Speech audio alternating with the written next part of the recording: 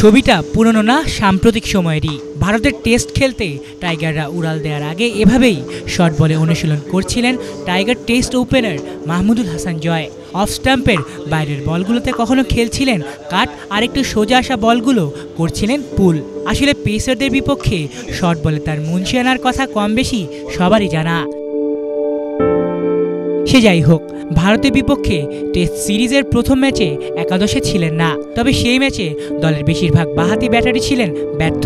আর পাকিস্তানের বিপক্ষে টেস্ট সিরিজেও টাইগার বাঁহাতি ব্যাটারদের অসহায়ত্বের চিত্রও বোধহয় সবাই দেখেছেন। চেন্নাই টেস্টে টাইগার একাদশের 6 জনই ছিলেন বাঁহাতি ব্যাটার।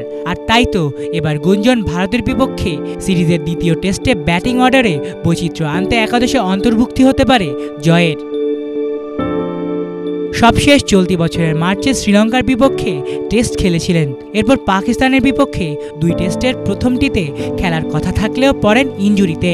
ব্যাস, তার জায়গায় সুযোগ পান বাঁহাতি ওপেনার সাদমান ইসলাম। এবার জয়ের সামনে আবারও উকি দিচ্ছে সুযোগ।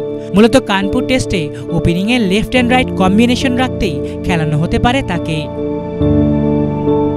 বাংলাদেশ এইচপি এবং এ দলের হয়ে খেলা নিজের সবশেষ 2 টেস্টেই জয় পেয়েছিলেন রানের দেখা। 2 টেস্টেই করেছিলেন 50, এমনকি বল হাতেও নিয়েছিলেন এক ইনিংসে 5 উইকেট। আর তাই তো কানপুর টেস্টে জয় সুযোগ পেলে অধিনায়ক শান্তর কাছে জয়ের রূপে যোগ হতে পারে ব্যাটিংয়ের পাশাপাশি আরেকটি পার্ট টাইম বোলিং অপশনও।